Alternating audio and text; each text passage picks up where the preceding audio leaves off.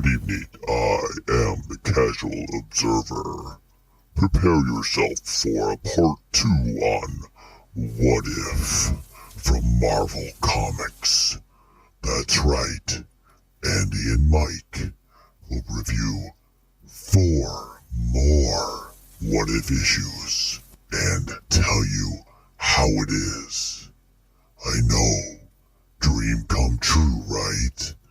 Well, on this universe, what if it happened? Whoa. I don't know why I did that. The Watcher does not, the Casual Observer does not laugh like that. I must be feeling giddy. You're listening to And This Is Why I Love Comics. Andy and Mike. Andy and Mike.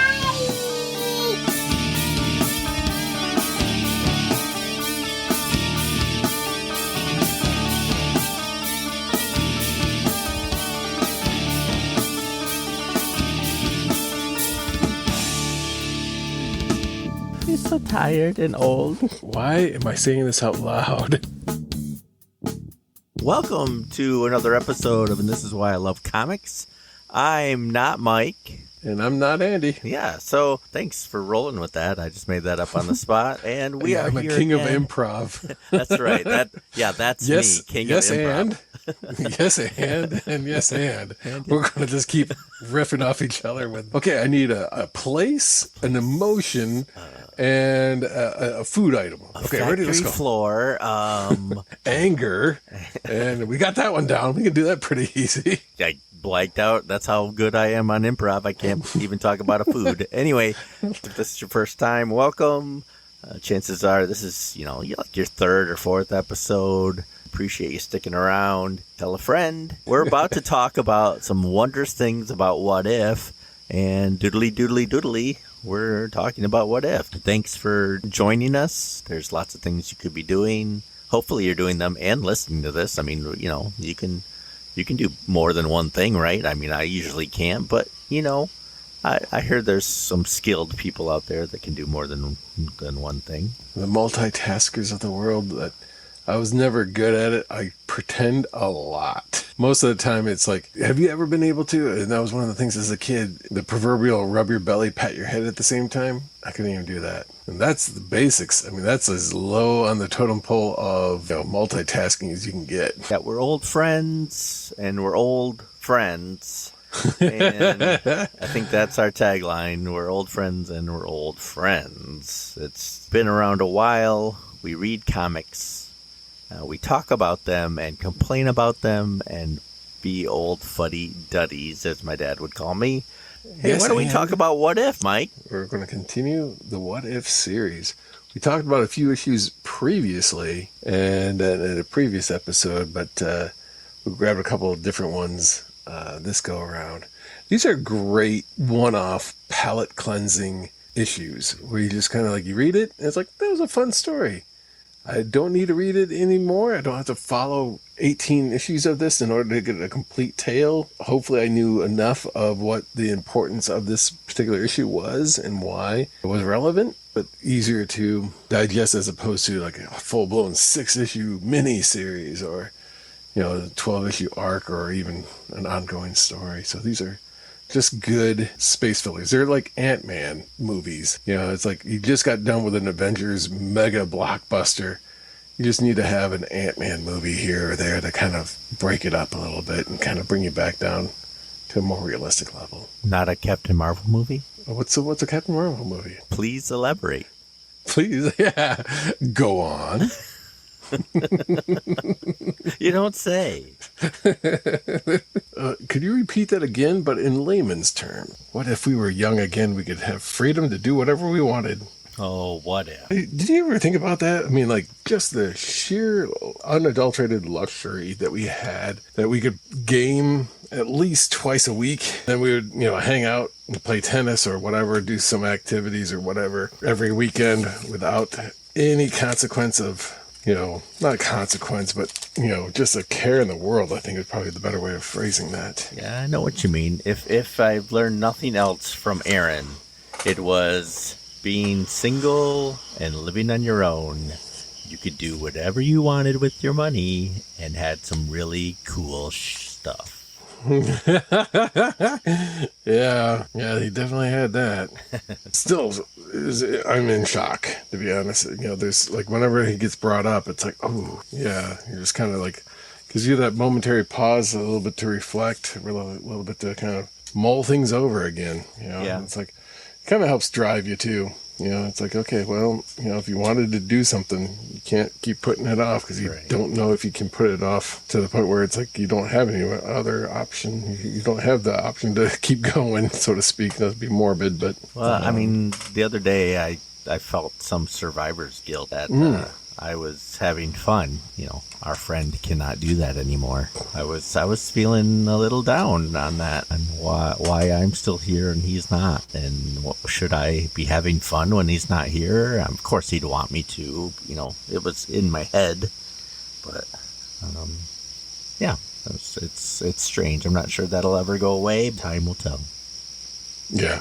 Well, this is why we're kind of down to the dumps and modeling right out of the gates. There's so many what ifs. I mean, at this point in your life, you do kind of really give it some thought as to like, what if I had chosen to go this direction instead of this? What if I had thought, I should have stuck with engineering instead of going into art? What if I had, and all the possible ramifications that, the watcher could give me, at least an opportunity to look at the life that I've led and the possibilities of going other directions with it. That's probably a normal thing about life, is wondering what if. I mean, I always wondered what if I actually became a teacher like I had wanted to early on. Did DC ever produce, because usually if one thing was successful, another one would spawn from the distinguished competition. There's some Elseworld stuff, I guess, would be considered that, but I'm not sure they've ever taken that and just did it. Well, I think, what's different about the what ifs versus the Elseworlds, what if was always like they took usually a pretty well-known plot from, Marvel's existing continuity and then put it into the opposite ramifications of it. What if Phoenix didn't die? It's like, oh yeah, everybody remembered that storyline of Phoenix dying and that thing. Right. So it's like, oh, okay. Wolverine whereas actually didn't offer you a piece of fruit. Whereas like the DC ones were just like completely different takes. Like what would happen in Victorian era? Batman, exactly. Batman. Yeah, but it was the closest thing is like, what if Superman landed in the Soviet Union versus the United States? That's actually a pretty good story. We'll have to review. Yeah, that is actually. I do like that. That was a Mark Millar, wasn't it? Yeah, I think so. It spawned quite a bit of action figures, and it's usually referenced, clearly identifiable whenever they do like all the Superman that have ever appeared, and they throw his, that one pops up quite a bit into the foreground. Yeah, I'm surprised there hasn't been a series of that. Yeah, I believe they did do. If it wasn't a motion comic, they might have done a full-blown movie adaptation of it. Yeah, they did do an animation. I haven't seen it, but yeah, I can't keep up. There's just like almost every other week they've got a new one. I think that Green Lantern just came out with Jon Stewart. Yeah, and again, I would watch more of them if I could watch them with my children, but I can't because they swear in it all the time. Rant. See our previous rant on that. Yep. yeah. Well, do you remember at one point Marvel used to do it? I don't think they have done it. I don't, in a long while. But they used to have like editor's notes. See, Avengers issue 44 or whatever it was. Because they would call back to some previous instance, and it's like, this is almost like one of those moments where it's like, oh man, see previous episodes of, and this is why I love comics. Episode 14. In the beginning, does that mean I have to do For it our previously on? And this is why I love comics. And then put in some audio on that. Yeah, it is interesting because like I have watched quite a bit of anime over the years as well, And they take a kind of an adult subject matter, but it doesn't feel like they can be edgy without being what the DC comics are doing. You know, it's like you can have sophistication without having it being filled with profanity, or, the sexual content doesn't have to be there and still feel as if there's that, underpinnings. I mean, that's what I think was really good about, and this is going to sound like a weird segue, but Bullwinkle and Rocky, that cartoon you could watch and you understood. As a kid, you just thought it was funny. The adventures of this moose and a flying squirrel, and now here's something we hope you really like. Again, that trick never works. But then when you watch it again as an adult, and it's like, man, that's a lot of Cold War era, almost on the verge of, like, I wouldn't say propaganda, but just kind of like satire. Nothing up my sleeve. Yeah. But there's a lot of things you understand as an adult that makes an extra layer to it. And that's what I think is what's missing from those latest DC ones, is like they are just geared solely for the entertainment of an adult, and you're not really appealing to the kids. And don't get me wrong, my kids know swear words. I mean, at least not my babies, but I mean, my kids are older, so it's not like, but I'm talking about when they were growing up. I could have watched all these, but I didn't. I mean, I would watch it probably now with them. At a certain age, I think it's fine. But until they learn they can't say that to their teacher in third grade, I can't show them the Justice League. Yeah. Where the F word is used, and I'm no prude. I've seen the new Harley Quinn cartoon on HBO Max, and I think it's pretty good. But again, I can't show my kids that, even the older ones, because it is very adult, and I'm just not gonna knowingly corrupt their mind until they're 18. Yeah, and then corrupt all you want. Right. Then they can make their own decisions. I don't care. Who's saying that? It's my prerogative. Dang it. Bobby Brown. Make my own decisions. Right. I have a child turning 18 in a month. Mercy. He can make his own decisions then. Yep. Until then, he's mine. Yeah, legally, you're responsible for him as well. You say the what if? Wait, are you ready to talk about it already? Not yet, Oh, not okay. quite yet. But I was just kind of like, it does put it into the mindset of one of the things that I was going to ask is, do you think what if could have a strong resonance with comic book readers today like it did when these things originally came out? I think they would read it differently than what we did, because there is so many different stories now, and there's a pushed multiverse, and you could just say this all, you could say exactly what if is. It's a multiverse look at different worlds, and I'm not sure they get the same out of it now as we did then. I'm not sure I got anything out of it then either. They were just okay. Like I'm not gonna spoil my thoughts of my books today, but for the most part, they're not that great. It's kind of substandard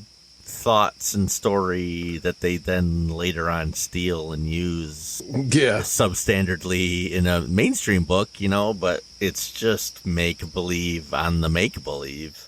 Because my thought was, now that there's so many Spider-Man books per month and so many major events going on all the time, to the point where it's just overload and people's dollar is already stretched rather thin, that no one's collecting all of these books like they used to. You might get a Spider-Man book, or you might get that it's like there's not the resonating major, like, earth-shattering moments like there used to be. And that's what, at least in my mind, I don't see it as being like, holy crap, that just happened. The death of Gwen Stacy, obviously that was well before the time I was even born that happened, but it still resonated, that had something. And then you knew what was happening in Spider-Man, and you knew what was going on with these other characters, and those pivotal moments in the quote-unquote lives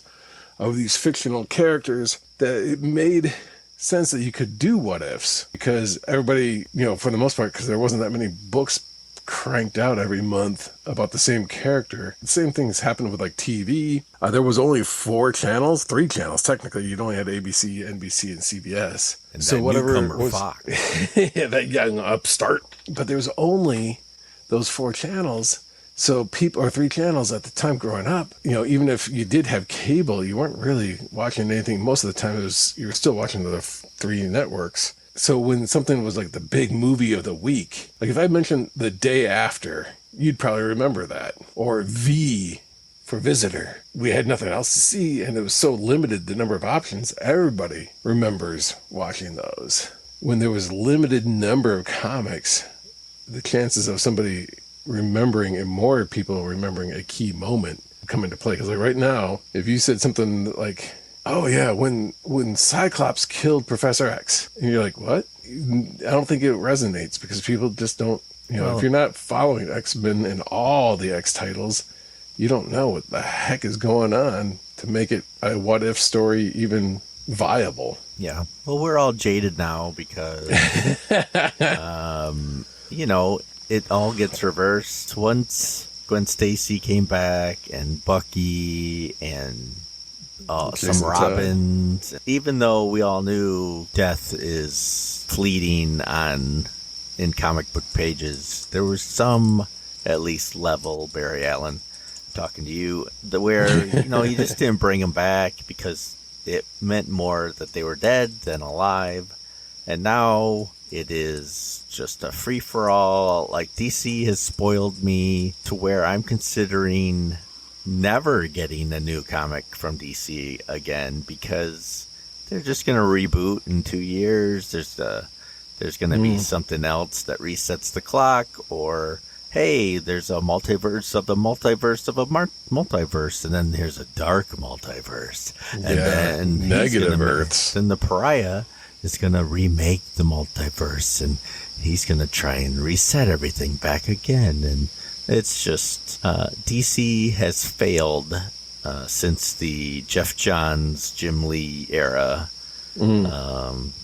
where I could care less. And I've said that before, and I'm sticking to it. DC, even their Legion stuff, because of Bendis, and the recent miniseries of JLA versus Legion, it's just crap and a waste of paper, and they could find and do better, but they choose not to, and that's what I really think it is. They choose to be substandard, at least in my opinion, for DC. There might be a good story somewhere. Overall, it's just crap.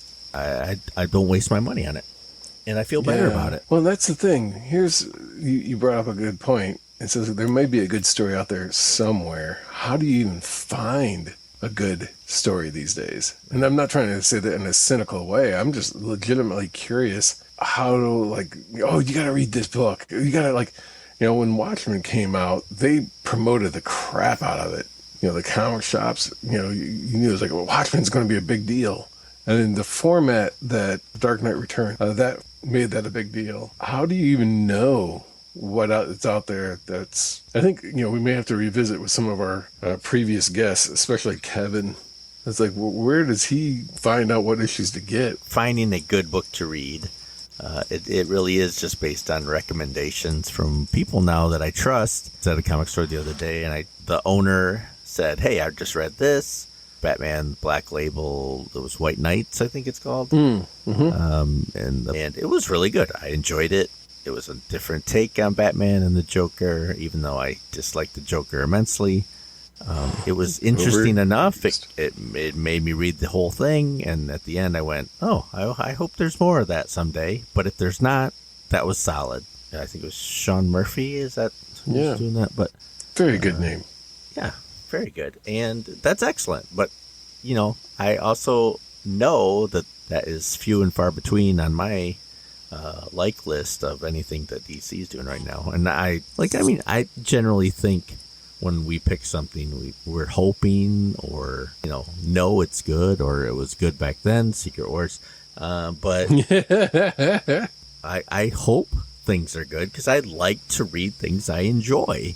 And it's just unfortunately everything I've bought lately from the big two, other than, I mean, I'm sure there's maybe one other thing, but other than that Batman, I just have not enjoyed. It's been trash. It's been, if I even was the type of person to throw away my comics, which I'm not, they would be in the trash. The other question I had regarding What If was, do you think there was somebody who collected What If, kind of like a sampler pack? You know, when you get a box of chocolates every Christmas, is that Whitman sampler box?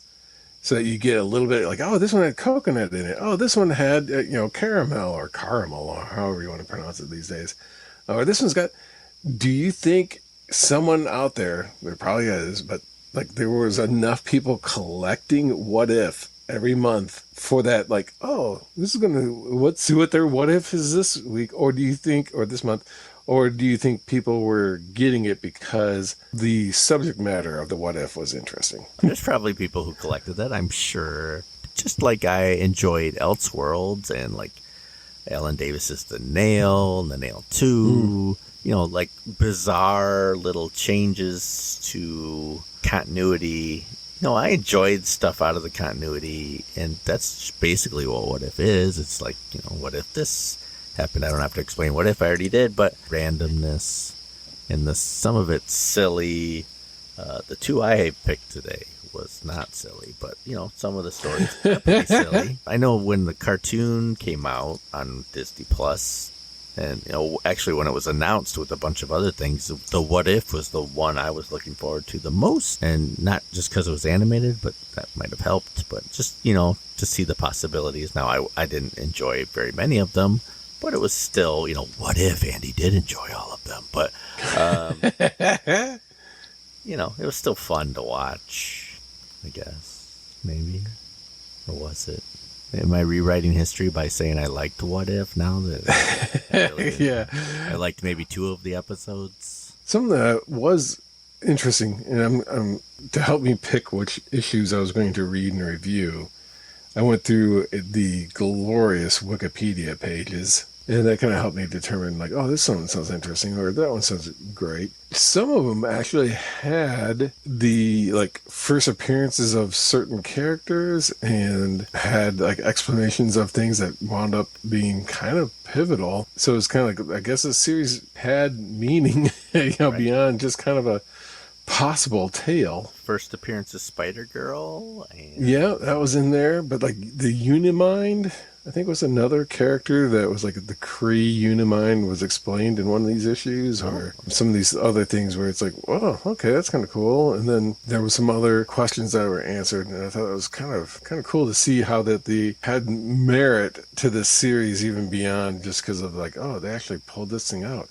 And I didn't know that Sharon Carter character was actually in the Marvel continuity. This one of the What Ifs had her in it. Weirdly enough, and in reading these plot summaries on Wikipedia, I would say a good third, and I'm not kidding, a good third of these issues, and the 47 issues, have to do with what if somebody didn't die. And more often than not, it's like some leading female. It's like, what if, Invisible Girl died? What if Sharon Carter died? What if Elektra had lived and didn't die? What if... You're just pitching these things to me, because the 2 books that I picked out were about pivotal people dying.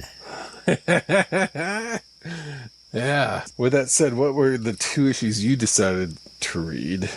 Well, one issue from Volume 1 and one issue from Volume 2. The Volume 1, What If the Invisible Girl had died, issue 42. Bum, bum, bum. The cover caught my eye, so I thought I would do that one. The thing, you mentioned the cover, and it has got the most wackadoo use of Reed Richards' stretching abilities. Right.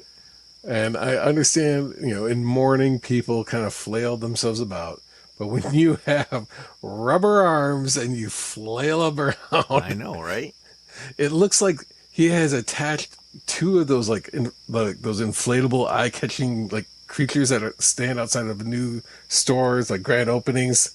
They inflate, deflate, those things. Yeah. Wacky wall talkers. I can't remember what those things are called. It's like he's got 2 of those for arms, and it's so hilarious. And your second one? The second issue that I picked out from Volume 2, it is What If the Fantastic Four Had Lost the Trial of Galactus, number 15. Now, I didn't purposely pick a Fantastic Four themed book because I've never said this, but my history with the Fantastic Four is very limited. I've never really liked the title. I've never really been a fan. I've been a fan of some of the characters, but I never followed it. Now, I do own about 100 issues of it, which I purchased. Not a fan, but I'm not a fan. Some George Perez issues, of course, I had to get. I don't have all those yet, but I will someday.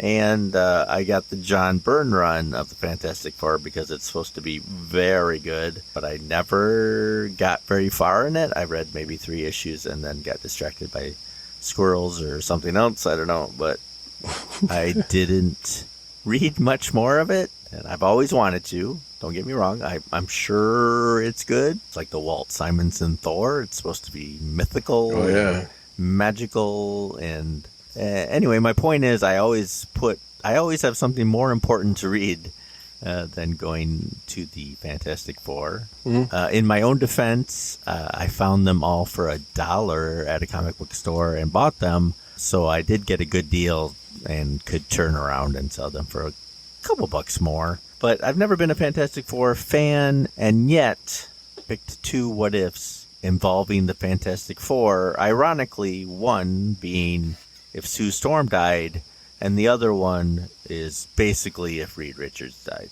So, there's that. Yeah, so what if Andy was a fan of the Fantastic Four? What if I enjoyed the Fantastic Four? Now, did you know the premise of either of those books? Like, what the significance was of those moments prior to Trial of Galactus? I've definitely heard of the Trial of Galactus. It's a very famous story, but I'd never read it. And then the other one is involving childbirth of Franklin Richards, who I do know the character of. Again, I'd never read the original story, so thankfully What If is very good about telling you this is what happened originally, but what if the lights turned off in this second and something else happened here, and then a whole new world comes about. A whole new world. Yeah, that's all I knew going into this. So I thought, hey, these are kind of cool covers. Yeah, the Mr. Fantastic is wonky and weird. But it kind of reminded me of like a Michael Golden cover or something like that. I kind of see that on a weird tangent. Grand Rapids Comic Con, one of the comic pros is going to be Michael Golden at this upcoming Grand Rapids Comic Con. That's great. Only spend $80 to get in the door. That's the downside. Yeah. And then you have to pay for everybody to sign things. Yeah, right. Bring your whole family. Spend $300 just to walk in there, and then spend more money getting signatures. Isn't it great to be in a convention center? Come on. Is this a Get Off My Lawn episode? Because I really rather would talk about getting off my lawn. There's plenty to talk about in that realm. Peter Gillis wrote the story. Ron Frenz did the breakdown. Joe Sinnott finished it. Ralph Macchio was the editor. And Jim Shooter for the Invisible Girl died 1. And for the Fantastic Four lost the trial. I'm just going to say it right now. Roy Thomas wrote it. Greg Capullo was the penciler. And Tom DeFalco was the editor-in-chief. And the art on that one, the Greg Capullo, was actually really refreshing. Kind of reminded me of an early Byrne. So that kind of influenced my pick of that too. Because if the art's not bad, maybe the story's good. Right, Jim Starlin? Yeah, it saved Cosmic Odyssey single-handedly. Mercy. that Greg Capula, I think I got into his artwork.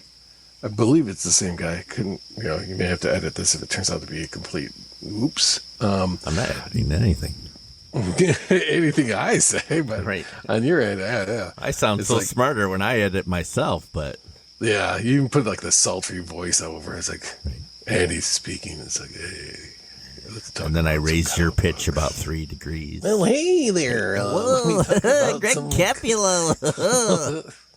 Well, I invite Flavin. I got Quasar for some unbeknownst reason. And I think it was just because of the artwork. I was kind of into this mode of, it'd be nice if I got some, cosmic book, kind of like that high-end power level adventures. I believe he did the artwork. That was fantastic stuff. Yeah, obviously he was a very young artist at the time and was just kind of learning the ropes. But I really thought he did a fantastic job on, kind of a cosmic level character. And then obviously I think he had an exceptionally long run on both Spawn and then moved over to DC and did Batman Forever. Oh, yeah. Well, I mean, like Batman, not Batman Forever as in the movie, but Batman for a long time he had done Batman. Yeah, I do remember Spawn, and it was pretty good. Yeah, maybe we should do a book just on his art. Lots worse. One thing that's always good is to see when people's artwork evolves and improves. There's a lot where it's like, oof, this person didn't quite hit the mark. They kind of stuck their landing and never advanced or moved on from their style that they had done. You look at early Mignola stuff from his, Incredible Hulk, Alpha Flight. You can see potential was growing, and then you look at his Hellboy stuff, and it's like, wow, that's quite a string. But I'm going to go out on a limb and say, not a rotten limb, but a regular limb, and find like John Byrne. I don't know. The guy he was really good. And you look at some of his, Doomsday 2090. I can't remember what the title was for Charlton Comics. You can see that there's a lot of the exact same John Byrne tropes, and his artwork really hasn't changed a whole lot since that time. Yeah. So his art was good out of the gates, and it stayed that way for the most part, but I don't really see a whole lot of evolution in his work. Yeah, that's the thing. He peaked probably too early, and then everybody recognized him as solid, but he didn't blow many people away after his run on X-Men and some Supermans. Yeah. That was, other than dealing with them behind the scenes, which I hear was problematic, but and probably some would say George Perez was as well. Like, you can definitely see where he improved, and then he reached a point where this is the best I'm going to do. And then you could see later on, he had to take shortcuts and some other things. I think that's just the cycle of life, the circle of life. What other Disney songs can we sing? They'll be bouncing up here soon enough. We'll keep them coming. Yeah. So I was, impressed by some artists where they do get that evolutionary step up. Like even Ramita Jr., he's kind of gotten a little formulaic, but I guess there was something that happened. Either he got in a car accident and had to relearn how to draw. You look at early Ramita Jr. to like his peak in the original Daredevil run he was doing. It's phenomenal art. I've always liked his art, even the recent stuff. I've seen a lot of complaints on it, but I still like it. It's different. You can recognize it. Yeah, that's very true. So I like the fact that it feels like comic book art still. There's some stuff that's almost like to the point of illustration. There's some things where it's like it just doesn't feel like comic book art anymore. It just feels like there's almost too much precision. Yeah. It's almost mechanical. He still brings a lot of energy and a lot of like when somebody punches, you feel like there's a real pow, that person just got clocked. The big explosion lines, around the person, the Kirby approach to comic book action in general. Yeah, exactly.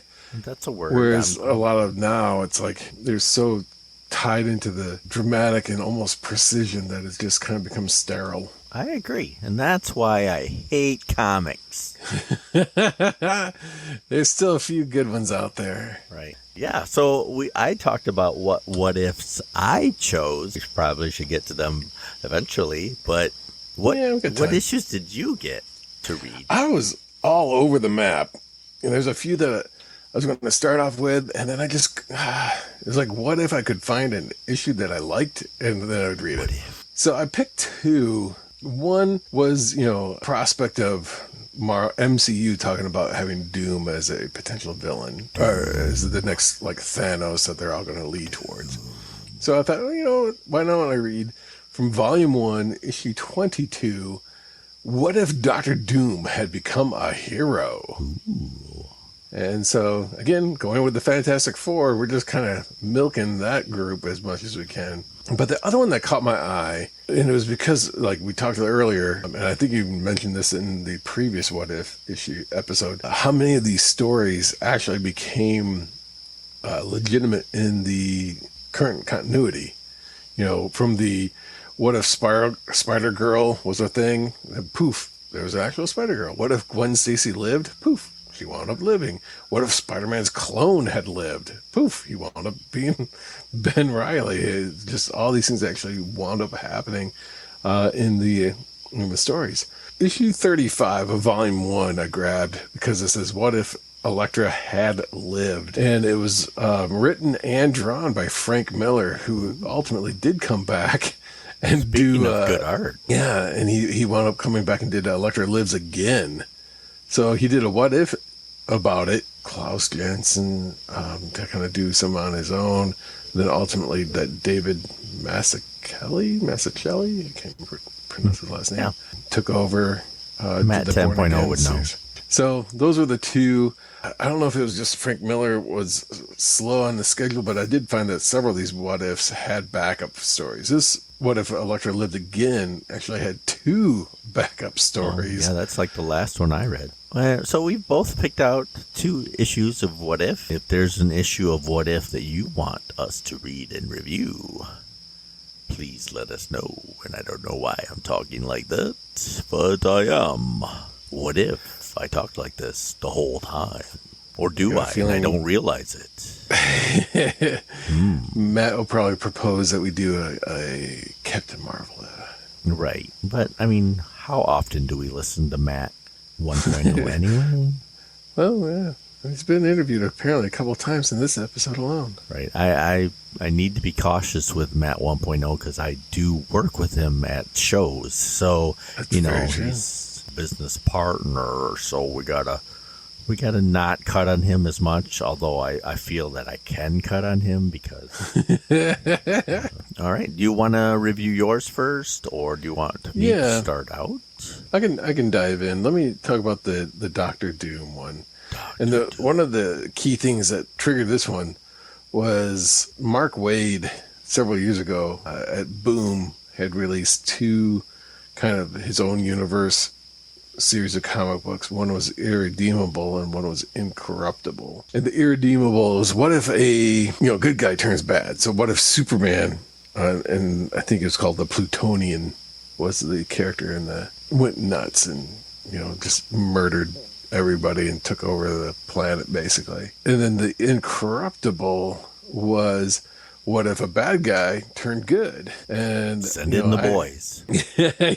Yes. Yeah, it was very violent, but not necessarily as egregious with the other aspects of the boys in that series. As erotic. No hamsters involved. So yeah, the Dr. Doom, What If Dr. Doom Had Become a Hero was written by Don Glutt.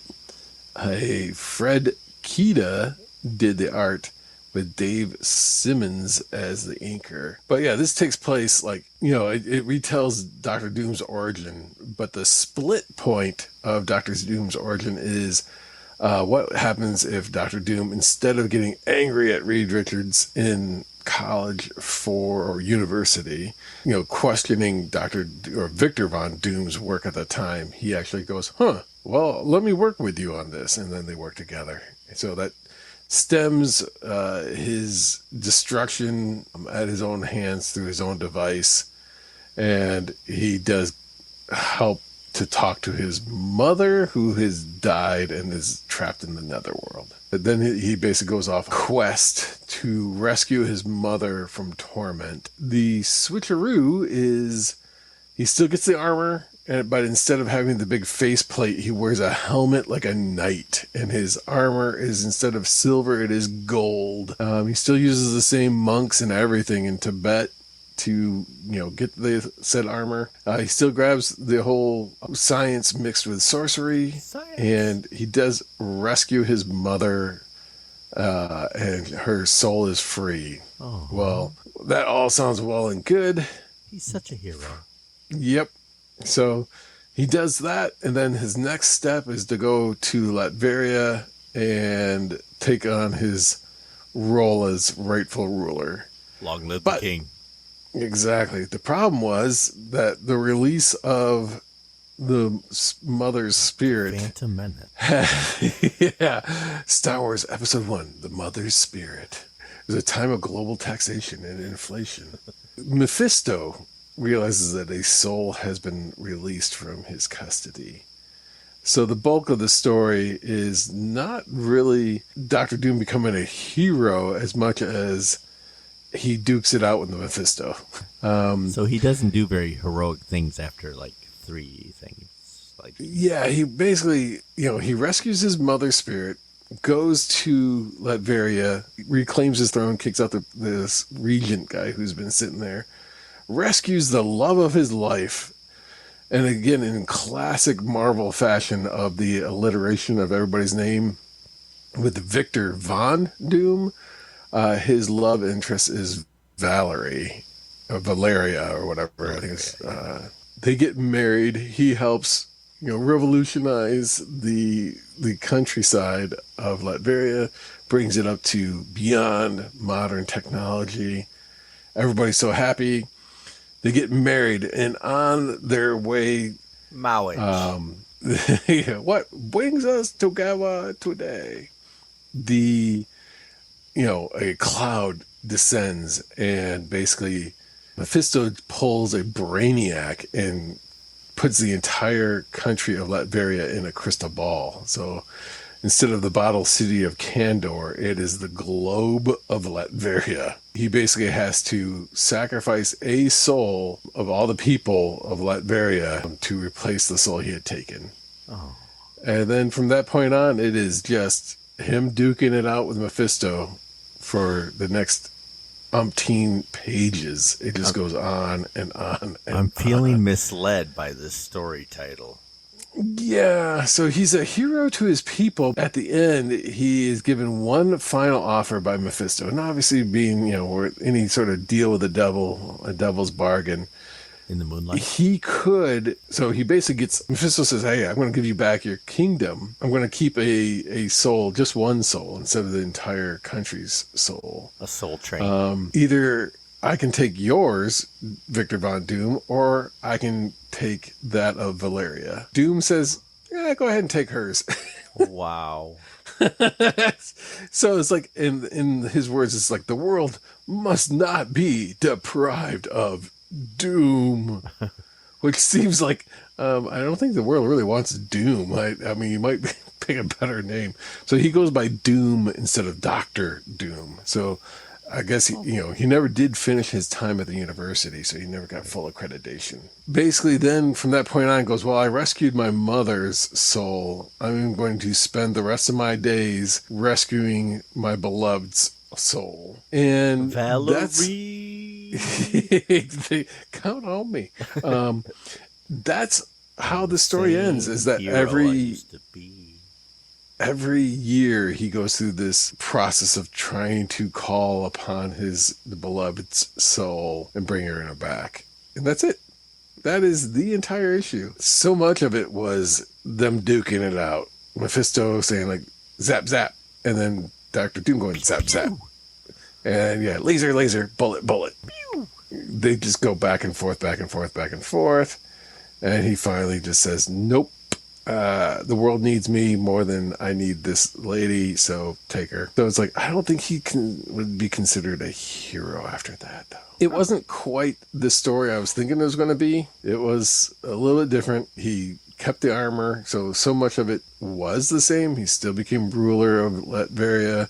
He still was loved by his people. He still advanced his people. There really wasn't a whole lot of difference, because one of the things, and I can't remember who it was, there was an interview that had said, like, what makes Marvel's villains in many cases great, especially the Doctor Doom as a villain, is that in his mind, he thinks he's doing the right thing. From his point of view, he's a champion of his people, and he's a certain advancing. Point of view? Yeah. Oh gosh, here we go with another Disney. It's kind of a fixer-upper. He's the chosen one. Oh, no. But I have the high ground. We're doomed. Wow. We've gone full Star Wars again. But there wasn't really that much difference between the hero Doom and the villain Doom, except for the faceplate. Still was working on selfish means, still was haunted by loss. Not quite heroic enough is what I think boils down in my head. On the cover, it has him in classic Doctor Doom garb in a parade, flowers being thrown at him. It's like, oh, okay. But then inside, he's not wearing the face iron mask, and his armor is actually gold and stuff like that. As you read the comics, he is hailed as a hero to his people. So it's kind of like, well, I think they kind of missed the mark on this one. Yeah. Now, let me ask you this. Was there any interaction with the Fan Four or any other heroes? Or did not they just ignore that? It starts off with them like confronting Doctor Doom as of issue 5 of the Fan Four. So like the first appearance of Doctor Doom. So that was it for the Fantastic Four. Obviously, there is a lot of back and forth with Reed Richards as a extremely old college student. Right. Both of them are drawn as if they're in their mid 40s, and it's like, yep. When you there's something about like, oh, you hep cats. Yeah, it's like you watch a lot of movies from like the 40s and the 50s. College students just look like they were in the mid 30s to 40s. Put your leg up. Yeah. There was a great Simpsons moment when Krusty the Clown's comeback special, I think it was. And it had, here's Luke Perry from the hit teen show. And like he smiles and like he looks like this young teenager, but as soon as he smiles, every wrinkle of age comes in, and just like he looks like he's ancient. And it's like, ooh boy. Yeah, these are not teenagers at all. Right. But in college. And that's it. That's only a few pages that have Reed Richards in it. And then from that point on, there's zero connection to any other hero in the Marvel universe outside of, the villain of Mephisto is there, and that's it. There was one of the graphic novels back in the day when they did do graphic novels, and it had, I believe, Mike Mignola did the art, but it was like Doctor Doom and Doctor Strange as a crossover, like the two of them combined to help rescue Doctor Doom's mother. So this story kind of was revisited. The graphic novel I was thinking of was called Doctor Strange and Doctor Doom, Triumph and Torment. And that was by, it had Mike Mignola, but it had... That was one issue down. Yeah, we're ripping right through these things. Right? I'm going to do the What If the Invisible Girl Had Died. Again, we talked about this cover where Reed Richards is stretching out, and his hands do a crisscross applesauce, and it's just really weird. Annihilus. Of course, we haven't mentioned Uatu this time, but he's telling this tale, and I guess it takes place when Sue is pregnant with Franklin, and they already know that something's wrong with the birth, and she may die from it. So Reed is already like on the second page looking for a cure. Of course, as in all stories, the answer always lies in the negative zone. That's what I usually do. That's where I do most of my grocery shopping. In right. fact. I always think, hey, where is that remote control? Yep. Negative zone. Negative zone. They go into the negative zone to try and find this cure because the only thing that they can find is Annihilus's, I guess it's his cosmic, I don't want to call it his cosmic rod, but hey, that can cure him, her, that is. And we get a nice little story about their origin and everything like that. So anyway, they go in the negative zone to try and cure him, but it doesn't work. They don't capture it in time. Like, they do eventually rescue the cosmic rod and then try to make their way back to the Earth and save Sue, but they get there just in time for her to have died and passed on. Franklin lives, though you do not see him again ever in the story. Thing and Johnny, they all have their own guilt based on it, and Reed takes it very difficult. And they have a little scene where they show how other Marvel characters react to that. And there's a funeral, just like in Hawkeye. The heroes gather around. All in costume? All in costume. Even Namor with some Atlanteans in these weird water bubble heads. So that they can survive on land. Not Namor, of course, but the Atlanteans. Even the X-Men show up, and it's the original X-Men, yet again, in their original costumes. And then they have a nice little, during the funeral, each member of the four give a little speech about what they miss most about Sue. And it's actually well written, and you see the audience of the Avengers and Spider-Man and Daredevil and all that, taking that to heart and everything like that. And then Mr. Fantastic gives his speech, which inspires Namor to join the Fantastic Four, at least on a mission of revenge. After they all go through some thought-provoking time of loss and realizing that Reed has now planned this revenge and takes off on his own in kind of like a suit that Orion from the New Gods would wear. Very much so, actually. He journeys to the negative zone to try and kill Annihilus, Namor, of all people, because he also loved Sue. There's that little storyline. So the Thing, Namor, and Human Torch go to stop Mr. Fantastic from killing Annihilus. They are too late. Reed Richards sacrificing himself, though he dies in both of these books that I'm reviewing, takes out Annihilus. Common theme. And wipes out a bad guy in a revenge scheme, leaving just Namor, the Thing, and Johnny to travel back from the negative zone. That's where the story ends. I don't know what happened to Franklin. Both his parents are dead now. Is it the Fantastic Three with Namor?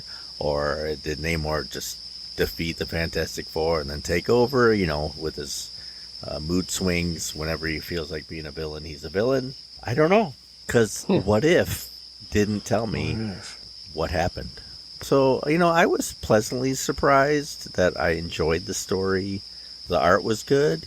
The writing was actually pretty good. That was probably the best What If issue I have read. Earlier on, you had mentioned that the Atlanteans had their little bubbles over their heads. The globe of water. So the question is, what happened if any of them had to sneeze? Would they just float around in the water that they're supposed to be breathing in? Scientifically, wouldn't the oxygen in the water eventually dry up and then they're just breathing the bad stuff of the water? Or is there science they just... So advanced. They can enjoy any part of the water and it's not the oxygen? I don't know what Atlanteans do to breathe. Is it magical? Is it science? Is it... So, I picked up issue 35 of volume 1. What if Elektra had lived? And, Can I ask you your background on Elektra? Did you read Daredevil? Do you know that she had died? Was it... Yeah. I mean, we went through my Fantastic Four era of I don't know squat. Do you, but I still have a lot of them. But I still read them all. Or I didn't read them all. Do you have a Daredevil background?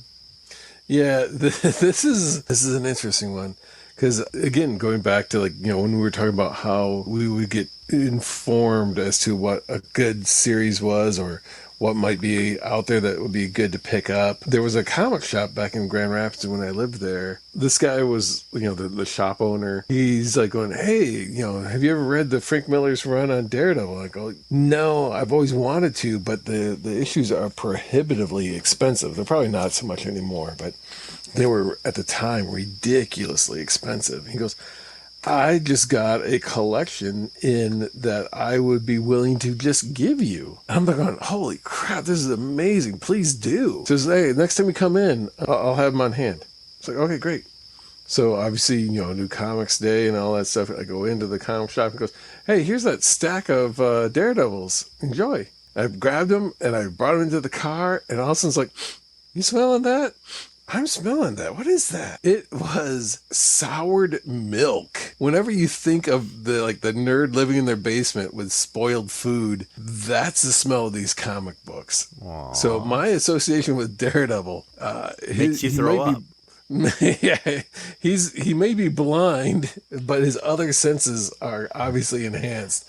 I think of comics now with smell-o-vision. Now through the lens, of how bad it smells. I couldn't even have these comics in the same room I was in. When you look back at the comic shop, was he laughing through the glass door? It's almost like he gave me the freaking monkey's paw. It's like, here you go. Or now you get your 5 wishes, but they're all going to be cursed. You heard the door lock and the open sign disappeared. No returns. So, I mean, these were great issues, but holy crap, they stunk so bad. To tell you how bad, I left them in my parents' basement to air out. And if you consider basement air a refreshing change, because there was no place I could put them in the house that didn't just reek. It was both spoiled milk and heavy cigarette smell. Yuck. And clearly now I understood why he just gave me the whole run. Here you go. Have him. His wife told him to get it out of the house. Yeah. If you can find some poor soul who'll be willing to take it from you. I don't care if these books are worth millions. Get them out now. Get them out. They need to go. Now, every time I visit a dairy farm, I think of Daredevil. Yeah, exactly. Yeah, it's like, I don't remember having comic books with scratch and sniff features. Everywhere I look, I think of her.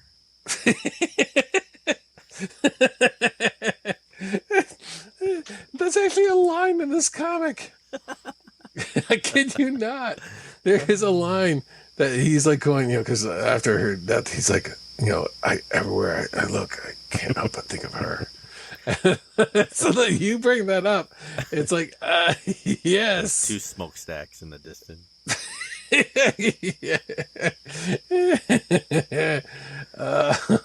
Mountain range? Man. So as far as the issue goes... there's an issue to talk about. There's actually an issue. So Frank Miller did the writing and the art. Oddly enough, though, Terry Austin did the inking. Frank Miller's style doesn't lend itself to the refinement of Terry Austin's. So there's some kind of moments where it's just he's not quite capturing Frank Miller's kind of chunkiness. This is part of the issue, so it wasn't really a long story. And the what if, you honestly do not know where the transition is. You would have thought this was just a regular Daredevil issue. It starts with Matt Murdock at the gravesite for Elektra. Of all things, the Watcher is standing next to Matt Murdock and conversing with him, having a conversation. The Watcher is just wearing a trench coat and an umbrella, but it's clearly the Watcher. And no interference. Yeah, I'm here to observe. It's like, no, you're talking. You're just flat out talking. But it's like, what if Bullseye had not killed Elektra? So it basically boils down to that Bullseye gets killed instead of Elektra. So when Bullseye makes a jailbreak and gets out and is on a quest to kill Elektra, and then it jumps right into Elektra was hired by the Kingpin to kill Foggy Nelson. And as a result, Foggy recognizes Elektra from when the 3 of them were all at the same college. So Elektra was Matt's girlfriend in college, and then Boom, boom. So the what if is already taking place, and then it picks up that Elektra was assigned to kill Foggy. She has a change of heart and lets him go. And then Kingpin basically says, I'm going to send out every assassin I can get my hands on to kill Elektra. So then Daredevil runs out, tries to find Elektra as well. Elektra takes out a bunch of these goons that are just, like, if these are the top assassins, they are pretty worthless. It's like a one hit, they're all down.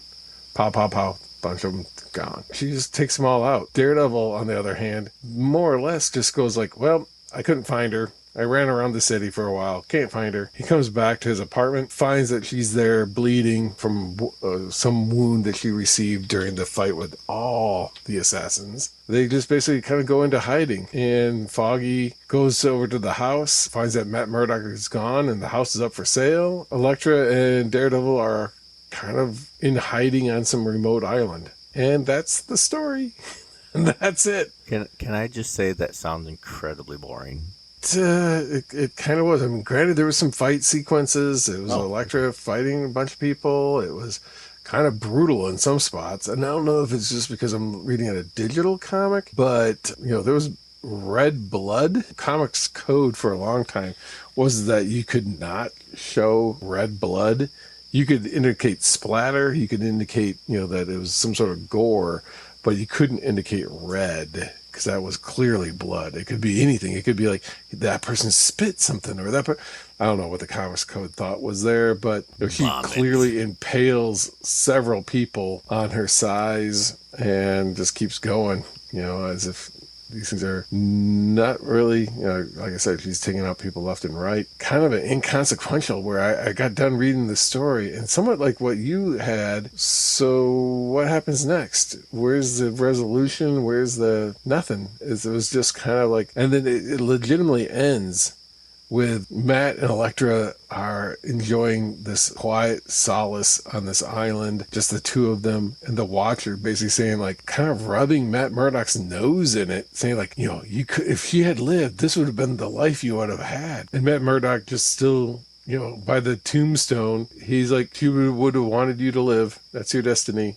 So live with it. And then Matt Murdock, it ends with him in the rain, standing in front of the tombstone. What is this? This, unfortunately, was not what I was hoping for. I mean, I can understand with Frank Miller, he was kind of almost like, I want to keep this in continuity. This isn't going to be I'm going to split the universes and multiverses and so forth.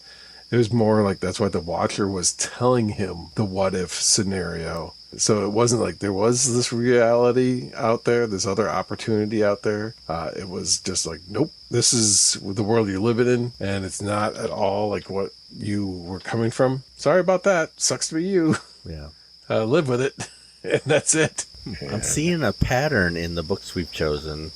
A lot of people mourning the loss of people and really dragging the whole podcast down. Well, like I said, you know, I'd say a good third, if not more, of these what ifs have to deal with either a person not dying or a person dying. Well, my issue, Fantastic Four lost the Trial of Galactus. This is my second favorite what if issue that I've read, and I'm not going to get into all the detail here, but right away starts out Reed Richards being judged for saving Galactus, and then Galactus then killed the Skrull homeworld, killing billions, and so they blamed Reed for killing the billions because he had saved Galactus. And in the original story, Galactus showed up and defended Reed with Eternity, like Eternity was involved, and so no one was killed. In this one, Frankie Ray, who was his herald at the time, tried to get Galactus to go help Reed, but Galactus said, nah, I'm good. I'm doing my hair. He knew what he was doing, and so Galactus never shows up. And Reed is killed by Lilandra of the Shi'ar. They instantly teleport the remaining Fantastic Four back to Earth, like, yeah, you're done. Boom. And just like the other issue I read, they want to seek revenge, although this is very straightforward revenge, like, I'm going to go murder these people, at least Lilandra. They have a stolen Skrull ship from a previous story. So they take the Skrull ship battle, and before they left, the Fantastic Four raided Reed's inventory of weapons that were too powerful to let the world have. So they had a bunch of new weapons, like from villains and stuff that they defeated. And so they're out in outer space, and they use one of these weapons. I think it's from the Negative Zone. There you go again, the Cosmic Control Rod. There it is again. Yes. And they use it in the Skrull ship, and it destroys the Shi'ar homeworld, killing everyone there. So they murder billions. The rest of the universe says, hey, they just killed again.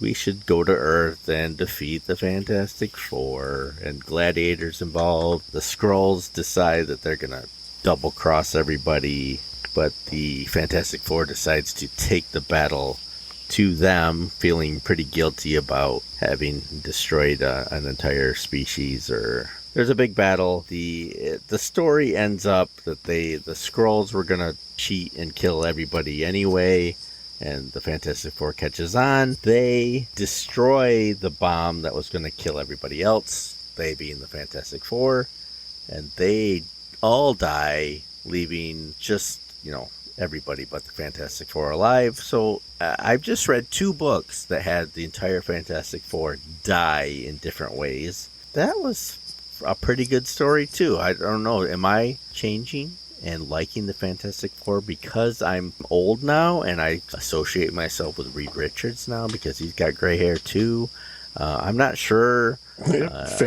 Family and kids and stuff. Maybe I'm a Fantastic Four fan and I don't know it. Maybe I should watch the movies. Well, see, that's a really interesting thing, because like my brother and I were just talking about that not that long ago, of those Fan 4 movies. If they were meant for kids, to be honest, and they weren't like meant, because both of those movies came out prior to the MCU being kind of a big deal. And if you think about like, well, they were kind of kids' movies, more or less.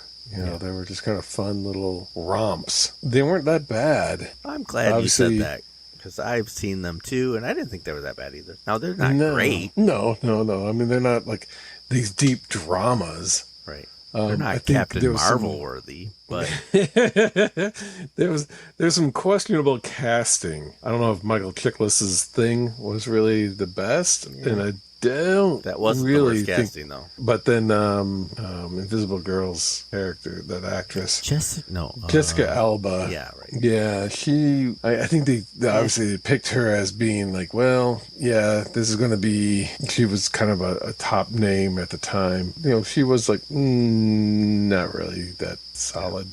Well, again, and there's zero chemistry between the actor who played Mr. Fantastic and her. It was like, how the two of them ever connected makes no sense. And I think she did an okay job. Again, they picked a character who's known for her blonde hair, and they choose an actress that doesn't look very good in blonde hair. Yeah, and the context didn't help either. But, I mean, I'm okay with a little whatever, as long as the story's okay, which it was. I mean, I don't want to brag, but I watched both of them and survived. And I loved the Silver Surfer. What they did back then with computer graphics, I was okay with what they did with the Silver Surfer. Yeah, they did a good job. I think of the two, the second one was probably a little bit better because of the Silver Surfer. Yeah, and the presentation. Obviously, their interpretation of Galactus was less than desirable, but.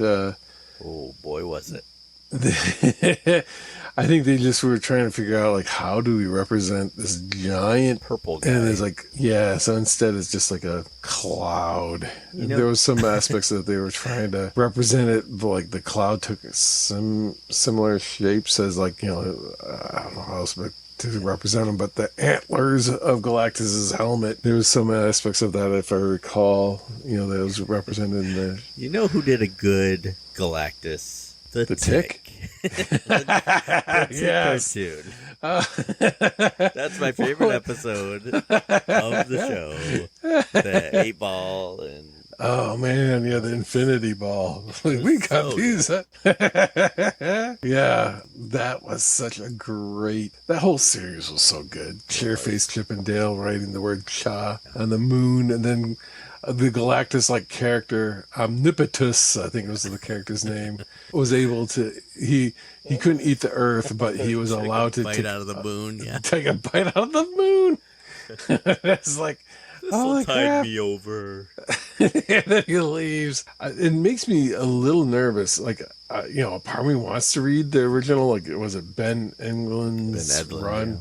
Yeah. They are good. They take a lot of it from the comic, and okay. I enjoyed what I did read. Now I didn't read a whole lot, but yeah. But I think it was pretty accurate. One of the things I have on my list of things that I'd love to do, and I found somebody had put together a pretty good like blueprint, if you want to make your own using like a CNC machine or whatever, was to actually create a full-size little wooden boy and just have that sit on my desk.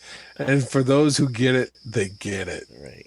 Kind of a thing. It's like, holy crap, it's a little wooden boy. Right. And it might be three people you ever meet that get it. Oh, yeah. But that's the point. It's like, you get it. Little wooden boy. I'm filled with tinier men. Rockets for my sockets. Rockets for my sockets, yeah. The guy shoots his eyeballs out. Good. What was it? Dinosaur Neil? Yeah. Just a park ranger that just becomes a giant dinosaur. I used to have all the action figures, but I sold them all. I think the best Fantastic Four movie ever was The Incredibles. The first one, not the second one, but the first one. So if they ever do get to a point now that Disney owns Marvel and Brad Bird has got plenty of experience working with Disney. Yeah, and I can't help but mention the recent Doctor Strange movie where Mr. Fantastic shows up and then is an entirely complete idiot. And although I like the actor they chose, that is one of the reasons why I disliked that movie. I don't really want to get into it because it's still relatively new-ish, but that movie sucked rocks. And sorry, Matt 1.0. I know you liked it, but I don't know. I'm kind of tired of Marvel. Well, I think Seth Rogen. Now, I'm not a fan of him in any regard, but I think Seth Rogen kind of summed it up. And he was like, I got to make as many movies as I possibly can while I'm still desired as an actor.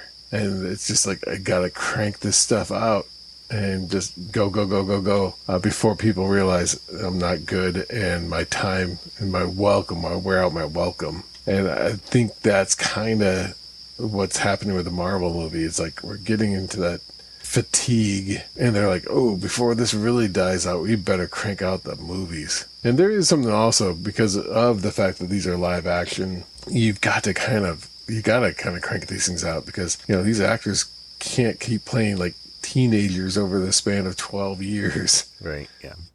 People age out. Yeah. And that's why they multiversed it, so that they could just tap in a new character, Oh, I'm Spider-Man from this world. I'm Peter Parker, young high schooler again. Let's watch my further adventures.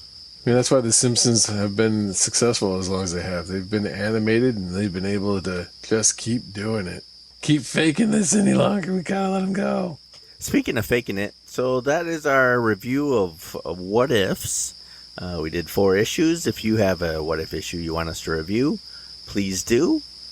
We are on the Gmail at andthisiswhyilovecomics@gmail.com. We're on the Twitter. Check me out there. If you tell a friend, we'd appreciate it. Leave us a 5-star review. Thanks for listening.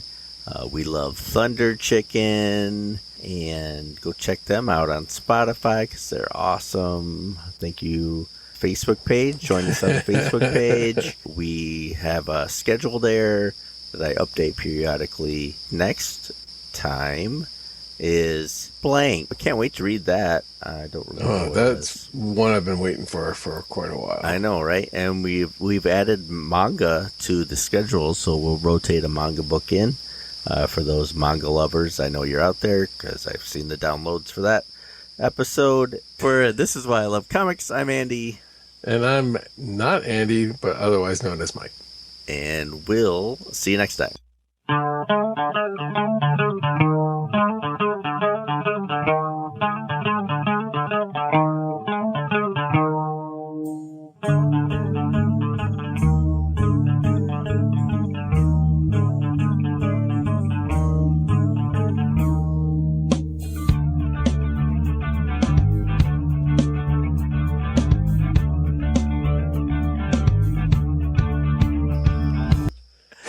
We're just gonna dub in some bad voiceovers. Absolutely. Hello. We might I not am even Matt. we might not even interview them. Yeah, it'll just be us. Just leave awkward silence for a while, or maybe like like one of those like form letter moments of like insert name here. You know, I have enough recording of them that I could just throw back in what they Splice. said prior to. I loved Frank Miller, Daredevil. Yeah, see that question marks in there.